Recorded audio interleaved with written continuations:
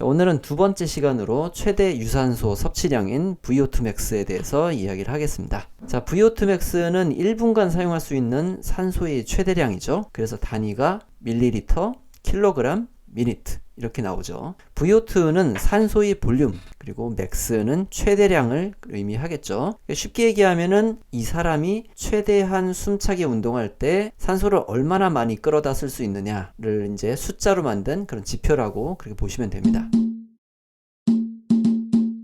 자, 산소 섭취량이라고 그러면은 우리가 이제 폐가 얼만큼 산소를 많이 마시느냐라고 오해를 하실 수가 있는데, 실제로는 조직에서 유산소성 대사로 얼만큼 분당 소비하는 산소량이 많은가, 이것이 실제 의미인 것이죠. 그러니까 내가 숨을 열심히 많이 마시고 내쉬고 뭐 복식 호흡을 한두고 뭐 그래도 실제로 조직에서 대사에 사용하는 산소량은 훈련에 맞춰져 제한되어 있다는 겁니다. 분당 산소 소비량이 많다는 거는 그러면 어떤 의미일까요? 자, 그거는 심장하고 폐하고 혈관, 근육이 협업을 잘 한다는 의미입니다. 왜 그런지에 대한 구체적인 원리는 이게 이제 측정 방법을 보면 이제 알 수 있습니다. 다만 중요한 거는 VO2 max가 높다고 항상 잘 타는 건 아니다라는 겁니다. 레이스 결과나 장거리 퍼포먼스는 효율이나 페이싱이나 지구력, 정신력 그런 요소들도 크게 작용을 하니까요. 그러니까 VO2 max는 엔진 크기지 연비나 뭐 운전 실력은 아니라는 거죠. 자, 내연기관에서 엔진이 크면은 연료를 많이 소비를 하겠죠. 그리고 더 많은 에너지를 생산을 하겠죠. 근데 다만 연비라고 하는 거는 운동 효율을 의미하는 것이고, 우리가 잘 알고 있는 뭐 리터당 이동거리를 의미하는 거잖아요. 사이클에서 연비라 함은 두 가지가 섞여 있습니다. 기계적 효율이라 그러면은 산소 소비량 대비 분당 와트량이니까 같은 섭취량을 가진 두 라이더가 다른 와트를 가지면은 둘이 연비 차이가 발생을 하는 거겠죠. 또 하나는 운동 경제성이라는 건데 엑서사이즈 이코노미라 그래요. 기계적 효율을 반대로 보는 겁니다. 같은 파워인데 산소 소비량이 적은 거예요. 페달링 효율이나 근섬유 사용 패턴, 자세나 뭐 에어로 이런 것들, 아니면은 필요하지 않은 근육 긴장 뭐 이런 것들이 있겠죠. 여러 가지 차이로 인해서 숨은 덜 차는데 더 빠른 사람이 생기는 거예요. 연비에 대한 거는 나중에 또 다루겠습니다. 운동 생리학을 실전에 대입하는 거는 할 말이 정말 많은 것 같아요. 다음은 측정 및 산출인데, VO2 max 병원이나 이제 실험실에서 측정하는 이런 장면들 많이들 보셨을 거예요. 마스크를 쓰고 점점 강도를 올리다가 더 이상 못하겠다 싶은 지점까지 측정을 하는 거죠. 근데 대부분의 사람이 마스크를 쓰고 쓰러질 때까지는 측정하지 않아요. 물론 운동선수들은 거의 한계까지 가는데, 그렇다 하더라도 이게 실제로 뭐 쓰러진다 이렇게 라기보다는 의학적으로 더 시킬 수가 없으니까 중단시킨다 라고 봐야 될 거예요. 멘탈이 너무 좋아가지고 자기를 이제 엄청 푸시할 수 있어도 데미지가 크다는 거죠. 그렇게까지 해서 높은 결과를 받아야 할 이유가 뭐 누군가는 있을 수도 있겠는데, 대부분은 이제 데미지가 크면서까지 이거를 더 뭐 높은 점수를 받아야 될 필요는 없는 거였죠. 자, 아무튼 이런 직접 측정 방식은 마스크로 들여 마신 가스의 산소량과 내쉬는 가스의 산소량을 측정하는 겁니다. 폐가 마시는 거를 흡기라고 하고 뱉는 거를 호기라고 하는데, 환기량인 V는 단위가 보면은 리터 퍼 미니트예요. 그러니까 분당 공기의 순환량이라고 보면 되는데요. 이 중에서 산소 농도 차이만 측정을 하게 돼요.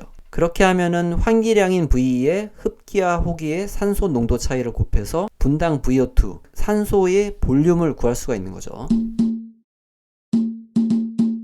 자, 그러면은 한계치에서 나타나는 몇 가지 지표들을 살펴보겠습니다. 실제로 이런 지표들은 측정 중단이 가능해요. 첫 번째는 산소 섭취량이 증가하지 않습니다. VO2가 산소 섭취량이죠. 이거는 기계에서 마스크로 들어온 가스를 분석해서 측정을 해요. 운동 강도가 낮으면은 산소 요구량이 적으니까 흡기와 호기의 산소 차이가 낮겠죠? 이 말인즉슨 체내에서 소비되지 않고 나가버리는 산소의 양이 많다는 겁니다. 반대로 운동 강도가 높으면은 산소 차이가 커지겠죠. 몸에서 많이 써버리니까요. 하지만 그래프에서 보듯이 어느 순간 흡기와 호기의 산소 차이가 더 이상 늘어나지 않는 시점이 오는 거예요. 자, 이게 첫 번째고, 두 번째는 호흡 교환비예요. 이걸 RER이라고 그러는데 조금 어려운 얘기처럼 들리는데 잠깐 의미를 살펴보겠습니다. RER는 Respiratory Exchange Ratio, 요거의 약자인데 호흡기의 교환 비율이라는 의학용어입니다. 배출한 이산화탄소의 양을 소비한 산소의 양으로 나누는 건데요. 기본적으로 산소가 소비돼서 이산화탄소로 배출되는 거니까 소비하는 산소보다 배출되는 이산화탄소가 많을 수는 없어요. 그래서 1이 되었다는 거는 두 값이 같다는 거겠죠. 그래서 비율의 최대치는 1인 겁니다. 하지만 실제로 RER은 1.10까지 올라가요. 그 이상도 올라간대요. 왜냐하면 인체는 산소를 사용하지 않고도 에너지를 생산하기도 하죠. 그래서 1.10인 겁니다. 에너지 대사에 관한 거는 1편을 보시면 알 수 있어요. RER이 1이 찍히면은 거의 탄수화물만 사용하는 고강도 유산소의 한계 지점이고, 그 다음으로 0.85 이하의 일반적 지구성 운동에서는 지방과 탄수화물이 혼합돼서 사용됩니다. 다음이 0.7 이하에서는 지방 위주의 에너지 사용이 이루어지겠죠. 아주 편한 유산소 상태라고 볼 수 있습니다. 많이 사용하는 이 라이덕이라는 앱 있죠. 그 앱의 메타볼리즘 탭을 보면은 강도에 따른 에너지 대사 비율을 지방하고 탄수화물로 나눠서 그래프로 확인할 수가 있습니다. 자, 1편에서 설명을 했듯이 고강도에서는 글리코겐 비중이 높고 저강도에선 지방 대사 비율이 높죠. 더보기란에 매번 지난 영상이 이렇게 추가되고 있으니까 찾아서 보시면 됩니다. 자, 세 번째는 파워 유지 불가인데요. 최대 유산소 섭취량의 측정 방식은 FTP 테스트하고 좀 비슷합니다. 운동 수행이 불가능한 강도에서는 자세 유지도 안 되고 호흡도 한계치까지 올라가겠죠. 자, 네 번째는 자발적 중단. 동호인들이 파워 테스트 하듯이 최대치까지 경험이 많으면은 이것도 익숙해진다고 해요. 하지만 안 해본 사람들은 마냥 무섭게 느껴지겠죠. 자, 여기서 생각해 볼 점. 자, 중요한 거는 고통이 아니라 산소 소비가 더 이상 늘어나지 않는 지점이라는 겁니다. 최대 유산소 섭취량의 결정 요인을 크게 보면은 폐에서 공급되는 산소의 양, 심장이 한번 박출량, 그리고 근육의 미토콘드리아 활성화로 인한 산소 사용 비율, 그 외에는 미세혈관 발달, 그런 거를 볼 수 있겠죠. 근데 이 중에서 훈련으로 가장 크게 변하는 요소는 심장 기능입니다. 특히 1회 박출량, 최대 심박에서의 심박 반응, 그걸로 이제 심장의 기능을 알 수 있는데, 그래서 심박 예비력이 큰 사람일수록 최대 섭취량이 높다는 관계식이 성립을 하게 되는 거죠.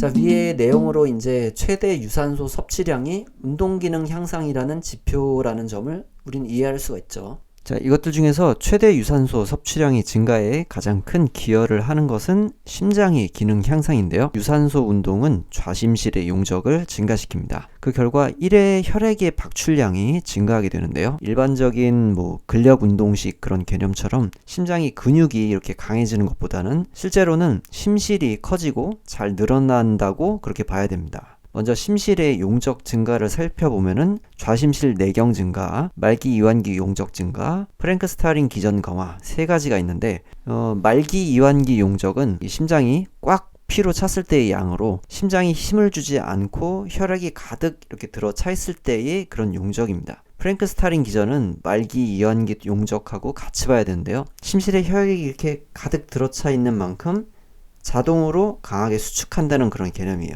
고무줄을 강하게 당길수록 탄성이 강해지는 거하고 같은 원리죠. 이 중 좌심실 내경 증가, 그리고 혈장량 증가에 따른 정맥 활류 증가, 이게 가장 큰 요인이라고 볼 수 있습니다. 혈장량 증가라는 거는 심장으로 돌아오는 피 양을 늘리고 그 결과 심장이 더 자주 그리고 많이 채워지면서 말기 이완기 용적이 커지는 거예요. 그리고 정맥 활류라는 거는 심장으로 다시 돌아오는 혈액의 양인데 이거는 훈련으로 10에서 20%까지 증가해요. 그리고 정맥 안에 혈액 저장량도 증가를 하고 같은 상황에서도 심장으로 돌아오는 혈액량이 증가하기 때문에 돌아오는 혈액 역시 많아지는 거죠. 혈장량이라는 거는 혈액이 많아졌다 이렇게 볼 수가 있는데 심장을 물류센터에 비교하면은 혈액은 택배 물량이고 정맥은 돌아오는 도로 이렇게 비유할 수가 있어요. 혈장량이 증가를 하면은 도로에 더 많은 트럭이 있는 거고 그리고 물류센터는 트럭으로 가득 찬 상태가 되는 거죠. 정맥 활류를 증가시키는 원인은 여러 가지가 있는데 가장 큰 요인은 혈장량이 많은 겁니다. 피가 많은 거예요. 이게 몸이 심장으로 혈액을 더 세게 이렇게 밀어넣었다 이렇게 보기는 어렵고 흐름이 개선되었다 라고 봐야 됩니다. 또한 최대 유산소 인터벌에서도 근력적 수축력 증가 이렇게가 아니라 용적을 전제로 한 수축 속도 그리고 동기화 개선 그런 게 이루어졌다 라고 봐야 됩니다. 다음으로 심실 비후라는 보조적 요소가 있는데 예, 심장벽 있죠. 약간은 두꺼워져요. 근데 이건 또 그렇게 과도하지도 않고 균형적인 범위 내에서 이루어집니다. 그러니까 유산소를 많이 했다고 해서 어떻게 심장이 뭐 이렇게 기형적으로 변한다, 이런 일은 일어나지 않아요. 또 수축력의 증가보다는 용적을 안정적으로 지탱하는 역할이 있어요. 그래서 심근 강화 이렇게 얘기하면은 우리가 이제 웨이트 트레이닝 식으로 보는 거는 맞지 않는 거죠. 무산소 훈련인 저항 훈련 있죠. 그런 거를 진행했을 때는 심장 변화가 조금 달라요. 저항 운동을 하면은 심장은 최대 섭취량이 변화는 일어나지 않고 또 고혈압성 자극이 이루어지기 때문에 용적 증가보다는 벽 두께가 좀 더 두꺼워집니다. 물론 중량 운동은 거의 탄수화물 대사하고 근육 안에 있는 글리코겐 사용으로 이루어지기 때문에 유산소 운동 같이 많은 양의 산소를 필요로 하지 않고, 그리고 미토콘드리아의 활동 역시 조금 제한적이죠. 그러니까 결론적으로 유산소 운동을 하면은 스트로크 볼륨, SV라고 하는 이 1회 박출량이 증가를 하고, 그리고 VO2 max의 산출 공식 있죠? 심박출량 곱하기 동정맥 산소차라는 범위 내에 심박출량이 있기 때문에 당연히 최대 유산소 섭취량이 증가를 하게 됩니다. 자, 구체적으로 보면은 예전에는 심박수 150에 박출량이 100ml였다. 그러면은 지금은 훈련을 통해서 심박수 140에 박출량 120, 이렇게 적은 심박수로 더 많은 박출량이 나오는 거죠.